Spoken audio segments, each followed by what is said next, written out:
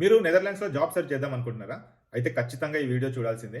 ఎందుకంటే ఈ వీడియోలో నేను 3 స్టెప్స్ మీకు చెప్పబోతున్నాను. ఈ 3 స్టెప్స్ మీరు జాబ్ సెర్చ్‌లో మీకు చాలా బాగా హెల్ప్ అవుతాయి. దాంతో పాటు చాలా మంచి టిప్స్ కూడా నేను షేర్ చేస్తాను జాబ్ సెర్చ్‌కి హెల్ప్ అయ్యేలాగా.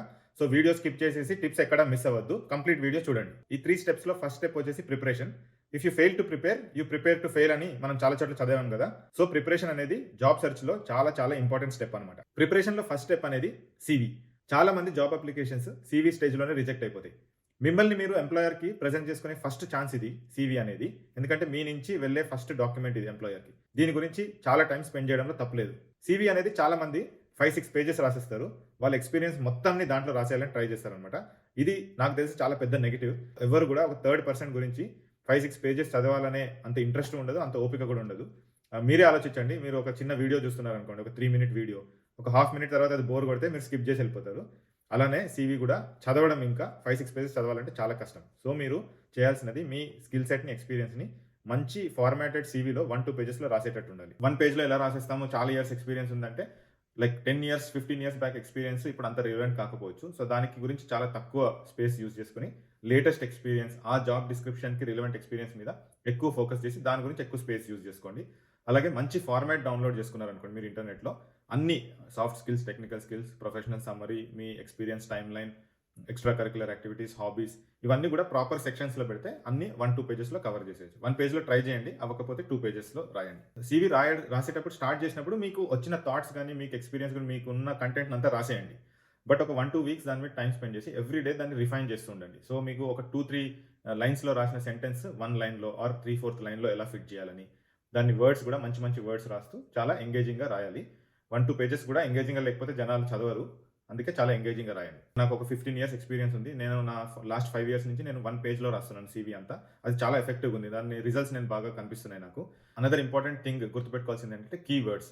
మీ జాబ్ డిస్క్రిప్షన్‌లో ఉన్న మంచి కీవర్డ్స్‌ని మీ సీవీలో వచ్చేలా చూసుకోవాలి. బికాజ్ చాలా కంపెనీస్‌కి వందల వందల అప్లికేషన్స్ వస్తాయి. వాళ్ళు ఒక్కొక్క సీవీ గురించి చదవరు. ఫస్ట్ రౌండ్‌లో ఏదైనా సిస్టమ్ ఉంటుంది. అది చెక్ చేసి సీవీలో ఏ వర్డ్స్ మ్యాచ్ అవుతుందంటే రిజెక్ట్ చేసేస్తుంది. ఇది మనందరికీ తెలిసిందే. బట్ కీవర్డ్స్‌ని ఎట్లా ఫైండ్ చేయాలంటే మీరు జాబ్ డిస్క్రిప్షన్‌లో చూసి కొన్ని యాడ్ చేసుకోండి. ఆర్ ఇంటర్నెట్‌లో కూడా కీవర్డ్ జనరేటర్ ఆర్ మన చాట్ జీపీటీలో కూడా మీ జాబ్ డిస్క్రిప్షన్‌ని కాపీ పేస్ట్ చేసి కీవర్డ్స్‌ని ఇమ్మంటే ఇస్తుంది. ఆఫ్‌కోర్స్ అది ఇచ్చినదల్లా కీవర్డ్స్ మీరు పెట్టేయకూడదు సీవీలో. మీకు రిలవెంట్‌గా అనిపిస్తే అది మీ రియల్‌గా మీ స్కిల్ సెట్‌లో అది ఉంటే ఆ కీవర్డ్స్‌ని వాడుకోండి. అది మీకు నెక్స్ట్ లెవెల్స్ మీ సీవీని నెక్స్ట్ లెవెల్‌కి వెళ్ళడానికి హెల్ప్ అవుతుంది అది. ఇంకొక పాయింట్ ఏంటంటే ఒక్కసారి సీవీ ప్రిపేర్ చేసేసి ఈ సీవీని నేను అందరి కన్సల్టెంట్స్‌కి అన్ని జాబ్స్‌కి పెట్టేస్తానంటే అట్లా కుదరదు. ఒక సీవీ రాసుకొని ఏ జాబ్‌కైతే అప్లై చేస్తున్నారో ఆ జాబ్‌కి తగ్గట్టుగా కొంచెం అప్డేట్ చేస్తుండాలి. సో సమ్‌టైమ్స్ ఏమవుతుందంటే మీకు ఆ స్కిల్ సెట్ ఆర్ మీకు ఆ ఎక్స్‌పీరియన్స్ ఉండొచ్చు. బట్ మీరు రాసిన సీవీలో అది అంత హైలైట్ అవ్వకపోవచ్చు. బట్ ఆ జాబ్ డిస్క్రిప్షన్‌లో అది స్పెసిఫిక్‌గా అడుగుతున్నారంటే మీ సీవీని కొంచెం ఎడిట్ చేసుకొని, ఒక కాపీ చేసుకొని కొంచెం ఎడిట్ చేసి, ఆ ఎడిటెడ్ సీవీని పంపించేలాగా ఉండాలనమాట. సో, మల్టిపుల్ కాపీస్ అవుతూ ఉంటాయి. సో, మీరు ఏ జాబ్ అప్లికేషన్‌కి పంపించారో దాని కాపీని మీరు తీసుకొని అది సేఫ్‌గా పెట్టుకోండి. ఎందుకంటే మీకు నెక్స్ట్ ఇంటర్వ్యూ ఛాన్స్ వస్తే ఈ సీవీ ఉపయోగపడుతుంది. అది ఎందుకో నేను చెప్తాను తర్వాత. సీవీ అయిపోయాక తర్వాత చాలా ఇంపార్టెంట్ థింగ్ అట్‌లీస్ట్ నెదర్లాండ్స్‌లో చాలా అడుగుతారు. ఐయామ్ నాట్ ష్యూర్ ఇండియాలో ఇప్పుడు అడుగుతున్నారో లేదా అని. కవర్ లెటర్ అంటారు దీన్ని. కవర్ లెటర్ కూడా చాలా ఇంపార్టెంట్. కవర్ లెటర్ చాలా కంపెనీస్ అడుగుతాయి. కొన్ని కంపెనీస్ అడగవు. అడగకపోయినా గానీ ఇది పంపిస్తే మీకు ఒక బెనిఫిట్ మీరు అడ్వాంటేజెస్ పొజిషన్‌లో ఉంటారు. కవర్ లెటర్ ఏంటంటే మీరు ఎవరైతే మిమ్మల్ని రిక్రూట్ చేద్దాం అనుకుంటున్నారో వాళ్ళకి ఒక లెటర్ రాస్తున్నట్టనమాట. అందులో అసలు ఈ జాబ్ మీకు ఎందుకు ఇంట్రెస్ట్ కలిగించింది? మీకు what is your interest in that position? మీరు ఎందుకు అప్లై చేద్దాం అనుకుంటున్నారు? మీరు ఈ జాబ్‌కి ఎందుకు సూట్ అవుతారని మీకు అనిపిస్తుంది? ఈ 3 థింగ్స్ కవర్ చేయండి. దాంతో పాటు మీ బ్యాక్‌గ్రౌండ్ గాని, మీరు ప్రెజెంట్ ఏం చేస్తున్నారు గాని, మీ ఇంట్రెస్ట్ ఏంటి గాని అది కూడా రాయొచ్చు. కానీ ఇది మాత్రం ఖచ్చితంగా 1 పేజ్ అయితే అసలు దాటకూడదు. 3/4 పేజ్‌లో ఉండేలా చూసుకోండి. సీవీ, కవర్ లెటర్ అనేది మీకు ఫౌండేషన్ లాగా జాబ్ సెర్చ్‌కి. ఈ 2 ఉన్న తర్వాత అసలు ఎలా అప్రోచ్ అవ్వచ్చు? జాబ్స్‌కి ఎలా అప్లై చేసుకోవచ్చు అనేది నెక్స్ట్ సెక్షన్‌లో చూద్దాం. జాబ్స్ ఎలా అప్లై చేయొచ్చు? మనందరికీ తెలుసు లింక్డ్ఇన్ ప్లాట్‌ఫామ్ అనేది చాలా ఇంపార్టెంట్. సో, మీ ప్రొఫైల్‌ని లింక్డ్ఇన్‌లో అప్ టు డేట్‌గా ఉంచండి. లింక్డ్ఇన్ ప్రొఫైల్ మీద మీ ప్రొఫెషనల్ ఫోటోగ్రాఫ్ ఏదైనా పెట్టండి.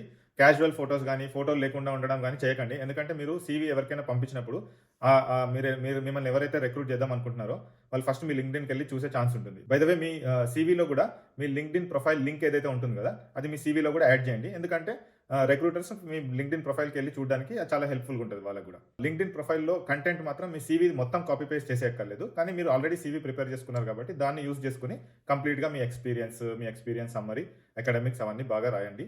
దీంతో పాటు చాలా ఇంపార్టెంట్ లింక్డ్ఇన్‌లో మీ ఎక్స్ కొలీగ్స్ నుంచి గాని ఆర్ మీకు ఎక్స్‌పీరియన్స్ లేకపోతే మీ ప్రొఫెసర్స్ నుంచి గాని మంచి రికమెండేషన్స్‌ని అడగండి వాళ్ళని మీ ప్రొఫైల్ మీద రాయమని. సీనియర్ కొలీగ్స్ నుంచి గానీ, మీ హెడ్ ఆఫ్ ది డిపార్ట్మెంట్స్ నుంచి గానీ, వాళ్ళ నుంచి రికమెండేషన్స్ ఉంటే అది మీ జాబ్ సెర్చ్‌లో మీకు చాలా హెల్ప్ అవుతాయి. సో, అలాంటివి సంపాదించి పెట్టుకోండి. LinkedIn profile up to date అయిపోయిన తర్వాత జాబ్ అప్లై చేయడం స్టార్ట్ చేయొచ్చు. దీంట్లో 2, 3 ఆప్షన్స్ ఉంటాయి. ఫస్ట్ ఏంటంటే మీకు ఏదైనా కంపెనీలో ఇప్పుడు సపోజ్ నెదర్లాండ్స్‌లో అయితే ఫర్ ఎగ్జాంపుల్ ఏబిఎన్ ఆమ్రో బ్యాంక్ ఉందనుకోండి. దాని వెబ్‌సైట్‌కెళ్తే లేటెస్ట్ ఓపెన్ పొజిషన్స్ అని దాంట్లో సెర్చ్ చేసుకోవచ్చు. కెరియర్స్ పోర్టల్‌లోకెళ్ళి డైరెక్ట్‌గా అప్లై చేయొచ్చు. అదొక ఆప్షన్. లేదంటే ఇంకో ఆప్షన్ ఏంటంటే లింక్డ్ఇన్‌లో రిక్రూట్మెంట్ కన్సల్టెంట్స్ ఉంటారు. నెదర్లాండ్స్‌లో రిక్రూట్మెంట్ కన్సల్టెంట్స్. వాళ్ళకి కూడా డైరెక్ట్‌గా మీరు లింక్డ్ఇన్‌లో మెసేజ్ చేసి మీ ప్రొఫైల్ గురించి చెప్పి వాళ్ళ త్రూ ఏదైనా అప్లికేషన్స్ వాళ్ళ క్లయింట్స్ ఉంటారనమాట చాలామంది. మీరు డైరెక్ట్‌గా క్లయింట్‌కి రీచ్ అవ్వలేని క్లయింట్స్ కూడా ఈ రిక్రూటర్స్ అయితే వాళ్ళు రీచ్ అవ్వగలుగుతారు. సో, ఎంతమందితో పాసిబుల్ అయితే అంతమంది రిక్రూట్మెంట్ కన్సల్టెంట్స్ దగ్గరికి మీ ప్రొఫైల్ వెళ్ళేలా చూసుకోండి. థర్డ్ ఆప్షన్ ఏంటంటే నెట్వర్కింగ్. నెదర్లాండ్స్‌లో చాలా ఇంపార్టెంట్ రోల్ ప్లే చేస్తుంది ఇది. ఎందుకంటే చాలామంది మేనేజర్స్ ఎగ్జిస్టింగ్ ఎంప్లాయీస్‌ని అడుగుతారనమాట. ఈ ప్రొఫైల్ మనకి ఓపెనింగ్ పొజిషన్ ఉంది. మీకు తెలిసిన వాళ్ళు ఎవరైనా ఉన్నారా అని. సో, అలా నెట్వర్క్ త్రూ, రికమెండేషన్స్ త్రూ చాలా పొజిషన్స్ ఫిల్ అయిపోతాయి. సో, మీకు నెదర్లాండ్స్‌లో గానీ, ఏదైనా కంట్రీలో గానీ ఎవరైనా తెలిసిన వాళ్ళు ఉంటే ఇలాంటి జాబ్స్ చేసేవాళ్ళని వాళ్ళకి మీ సీవీ పంపించి చెప్పండి. నేను ఇట్లా ట్రై చేస్తున్నాను. ఏదైనా ఉంటే ఓపెన్ పొజిషన్ ఉంటే చెప్పమని. సో, అన్ని రకాలుగా ట్రై చేస్తూనే ఉండాలనమాట. సో, మీ నెట్వర్క్‌ని అడగాలి, రిక్రూటర్స్‌ని కాంటాక్ట్ చేయాలి. డైరెక్ట్‌గా మీరు జాబ్ కంపెనీకెళ్ళి ఆ జాబ్ పోర్టల్‌లో మీ సీవీ పెట్టాలి. అలానే కొన్ని పోర్టల్స్ కూడా ఉంటాయి. మనకి ఫర్ ఎగ్జాంపుల్ ఇండియాలో naukri.com అలా ఉంటాయి కదా! ఇక్కడ నేను మీకు లింక్స్ ఇస్తాను. ఈ జాబ్ పోర్టల్స్‌లో కూడా వెళ్లి మీ సీవీని అక్కడ అప్‌లోడ్ చేయొచ్చు. నెక్స్ట్ సెక్షన్ వచ్చేసి ఇంటర్వ్యూ. ఇంటర్వ్యూ గురించి మీరు ప్రిపేర్ అవ్వాలి. ప్రిపేర్ అవ్వడం అంటే మీరు టెక్నికల్ స్కిల్స్ అలాంటివి కంట చాలా ఇంపార్టెంట్ థింగ్ ఏంటంటే ఫస్ట్ మీరు వాళ్ళకి పంపించిన సీవీని, మీరు వాళ్ళకి పంపించిన కవర్ లెటర్‌ని, వాళ్ళ జాబ్ డిస్క్రిప్షన్‌ని ఈ 3 పక్కన పెట్టుకోండి. వాళ్ళ జాబ్ డిస్క్రిప్షన్‌లో మీరు పంపించిన సీవీలో సిమిలారిటీస్ ఏంటి దాని మీద ఫోకస్ చేసి ప్రిపేర్ అవ్వండి ఓన్‌గా. అరే ఎలాంటి క్వెషన్స్ అడుగుతారు నన్ను అనేది మీకు మీరు క్వెషన్స్ చేసుకొని ఆన్సర్ చేయడానికి ట్రై చేయండి. ఇంటర్వ్యూస్‌లో డెఫినిట్‌గా ఈ క్వెషన్ అడుగుతారు ఇక్కడ. What made you apply for this job అనేది. మీకు ఈ జాబ్ డిస్క్రిప్షన్ చూడంగానే మీరు ఎందుకు అప్లై చేశారు, మీకు ఏం ఇంట్రెస్ట్ కలిగించింది ఈ జాబ్ అనేది. సో, దాని గురించి మీరు ఫస్ట్ ప్రిపేర్ అయ్యి ఉండాలన్నమాట. ఇంటర్వ్యూకి కావాల్సిన ప్రిపరేషన్‌లో ఇంకొక స్టెప్ ఏంటంటే నో యువర్ ఆడియన్స్. మిమ్మల్ని ఎవరైతే ఇంటర్వ్యూ చేస్తున్నారో వాళ్ళ గురించి కొంచెం తెలుసుకోవడం అనమాట. చాలా సార్లు రిక్రూటర్స్ గానీ, హెచ్ఆర్ గానీ మీరు ఇంటర్వ్యూకి సెలెక్ట్ అయ్యారని చెప్పంగానే వాళ్ళు మీకు ఒక మీటింగ్ ఇన్వైట్ పంపిస్తారు కదా! దాంట్లో ఆల్రెడీ చెప్పేస్తారనమాట ఎవరితోటి ఇంటర్వ్యూ ఉండబోతుందని. ఎవరినైతే మీరు కలవబోతున్నారో వాళ్ళ గురించి కొంచెం బ్యాక్‌గ్రౌండ్ వర్క్ చేయొచ్చు. అంటే వాళ్ళని ఫర్ ఎగ్జాంపుల్ వాళ్ళ పేరు తీసుకొని లింక్డ్ఇన్‌లో చూడండి. వాళ్ళ బ్యాక్‌గ్రౌండ్ ఏంటి, వాళ్ళ ఎక్స్‌పీరియన్స్ ఏంటని.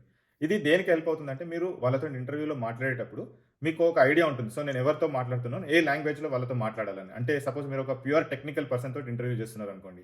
అంటే ఇంటర్వ్యూలో కూర్చున్నారనుకోండి. సో, వాళ్ళకి మీరు కొంచెం టెక్నికల్‌గా మాట్లాడొచ్చు. సపోజ్ మీరు అంత టెక్నికల్ కాదు. సపోజ్ ప్రాజెక్ట్ మేనేజర్‌తో ఇంటర్వ్యూలో కూర్చున్నారనుకోండి. Who maybe is not very technical. Maybe వాళ్ళ డొమైన్ నాలెడ్జ్ బాగుంటుందేమో. సో, వాళ్ళతోటి కొంచెం లెస్ టెక్నికల్‌గా వేరే ఆస్పెక్ట్స్‌లో మాట్లాడొచ్చు. ఇది నేను ఎందుకు చెప్తున్నా అంటే నాకు ఒక ఎక్స్‌పీరియన్స్ అయింది. ఒక 10 ఇయర్స్ బ్యాక్ నేను ఇక్కడ ఒక కంపెనీకి అప్లై చేశాను. ఆ ఇంటర్వ్యూలో నేను రిజెక్ట్ అయిపోయాననమాట. ఆ ఇంటర్వ్యూలో ఒక టెక్నికల్ మేనేజర్, ఒక హెచ్ఆర్ ఇద్దరు కూర్చున్నారనమాట. ఇద్దరు కలిసి ఒకే ఇంటర్వ్యూ ఎందుకు చేశారో నాకు తెలీదు. బట్ ఫైనల్‌గా నాకు 2 డేస్ తర్వాత కాల్ వచ్చింది హెచ్ఆర్ నుంచి that I am rejected based on my interview అని. నేను సరే కొంచెం ఫీడ్‌బ్యాక్ అడిగాననమాట.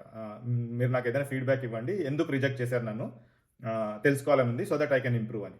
తను హెచ్ఆర్ నాకేం చెప్పిందంటే అసలు నేను అప్పటివరకు అలా ఆలోచించలేదు. అది చాలా మంచి ఇన్సైట్స్. నేను ఇప్పటివరకు అది అప్లై చేస్తుంటాను ఎప్పుడు ఎవరిని కలిసినా గానీ. తనేం చెప్పిందంటే నువ్వు మాట్లాడిన హాఫ్ ఎన్ అవర్ ఇంటర్వ్యూలో 28 మినిట్స్ నువ్వు ఏం మాట్లాడావో ఆ మేనేజర్‌కి అయితే అర్థమైంది గానీ, ఆ టెక్నికల్ మేనేజర్‌కి నాకు నువ్వు మాట్లాడింది ఏం అర్థం కాలేదు. Because I am non technical person నేను. అండ్ నీ పర్సనల్ ఇంట్రెస్ట్ ఏంటి, నీ ఫ్యామిలీ సంగతి ఏంటి, నీ హాబీస్ ఏంటి, అసలు ఏం చెప్పకుండా మొత్తం టెక్నికల్‌గానే మాట్లాడావు. That is why I rejected you. ఆ మేనేజర్ ఎవరైతే చేశారో అతను he still wanted to select you. But as a HR I think you don't know your audience అని నన్ను రిజెక్ట్ చేశాననమాట. అప్పుడు నాకు అంటే ఇది 10 ఇయర్స్ బ్యాక్. అప్పుడు నాకు అంత ఎక్స్‌పీరియన్స్ కూడా లేదు. Over a period of time మనం కూడా నేర్చుకుంటాం కదా! So that is my very good learning అనమాట. అది మీకు షేర్ చేయాలనిపించింది నాకు. సో మీరు ఎవరితోటైతే ఇంటర్వ్యూలో కూర్చోబోతున్నారో వాళ్ళ గురించి కొంచెం తెలుసుకోవడంలో తప్పులేదు. కొంచెం టైం స్పెండ్ చేసి ఓకే నేను ఎవరితో మాట్లాడబోతున్నాను, ఎలా మాట్లాడొచ్చు ఈ పర్సన్ తోటని ఆలోచించండి. సపోజ్ ఇద్దరు ముగ్గురు ఉన్నారనుకోండి ఇంటర్వ్యూలో, మీరు అందరితోటి మాట్లాడే ఛాన్స్ గురించి ట్రై చేయండి. సపోజ్ ఎవరైనా మిమ్మల్ని డైరెక్ట్ క్వెషన్స్ అడగడానికి హెసిటేట్ అవుతున్నా, అడగకపోయినా గానీ, మీరే ప్రొయాక్టివ్‌గా వాళ్ళని అడగండి. ఏదైనా క్వెషన్స్ ఉన్నాయా? నేనేమైనా చెప్పగలుగుతానా అని. సో దట్ వాళ్ళకి కూడా ఒక ఛాన్స్ ఇచ్చిన వారు అవుతారనమాట. నెక్స్ట్ చాలా ఇంపార్టెంట్ థింగ్, నెదర్లాండ్స్ వాళ్ళైతే ఇది చాలా ఇంపార్టెంట్‌గా చూస్తారు. ఇక్కడ డచ్ పీపుల్ గానీ ఇంటర్వ్యూ ప్యానెల్‌లో కూర్చొనుంటే ఏంటంటే don't beat around the bush. అంటే ఏదైనా క్వెషన్ అడగంగానే ఆ క్వెషన్‌కి డైరెక్ట్ ఆన్సర్ ఇవ్వడానికి ట్రై చేయండి. సో, తిప్పి తెలియకపోయినా గానీ వేరేదేదో చెప్పి కన్విన్స్ చేద్దాం అనేది ఇక్కడ జనాలకు అస్సలు నచ్చదు. అది ఒక చాలా పెద్ద నెగెటివ్ అనుకుంటారు. సో, మీకు తెలిస్తే క్వెషన్ ఆన్సర్ చెప్పండి. తెలియకపోతే ఇది నాకు తెలీదు. బట్ నాకు వేరేదేదో టాపిక్ గురించి నాకు ఐడియా ఉంది. ఆర్ నాకు వేగ్లీ ఐడియా ఉందని చెప్పండి.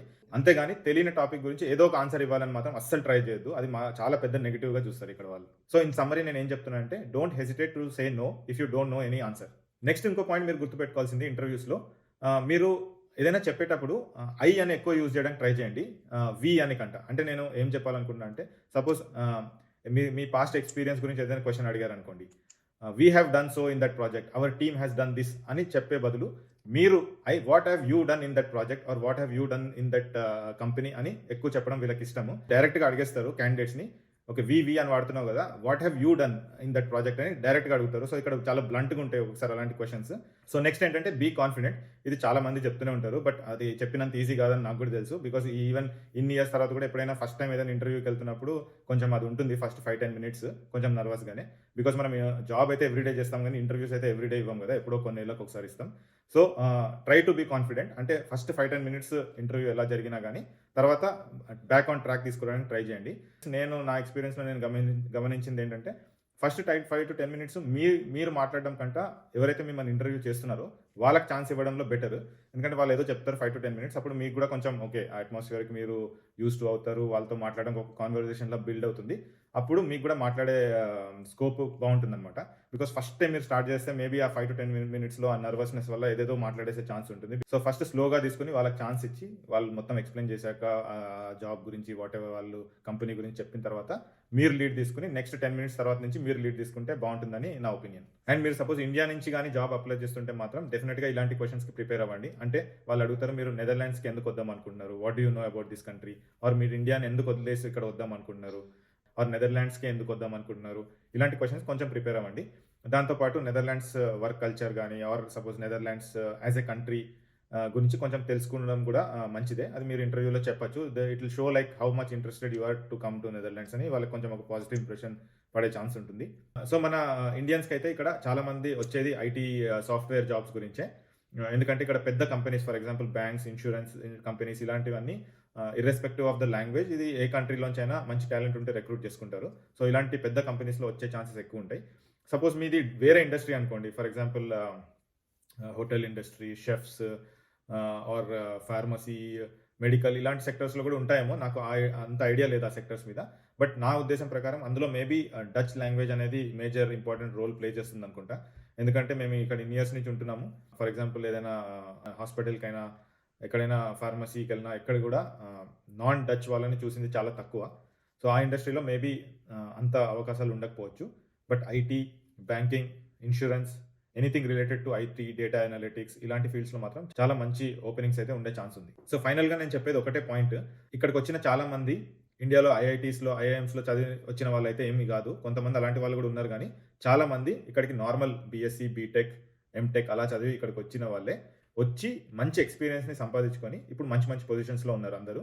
సో, మీరు నాకు ఇక్కడ వచ్చే ఛాన్స్ ఉందా లేదా అని ఎక్కువ ఆలోచించక్కర్లేదు. చాలా మందిలానే మీ ప్రొఫైల్ కూడా ఉండుంటుంది. సో, మీరు ఈ స్టెప్స్‌ని ఫాలో అయ్యి ప్రిపరేషన్ మంచిగా చేసి కరెక్ట్ ఛానెల్స్ త్రూ జాబ్స్‌ని అప్లై చేస్తే డెఫినిట్‌గా జాబ్ వచ్చే ఛాన్స్ అయితే ఉంది. నెదర్లాండ్స్‌లో ఎంత సంపాదించొచ్చు అనే మీకు డౌట్ ఉంటే ఈ వీడియో చూడండి. ఆర్ నెదర్లాండ్స్‌ని ఇండియాని కంపేర్ చేస్తున్నట్టయితే ఈ పక్కన ఈ వీడియో ఉంది దాన్ని చూడండి.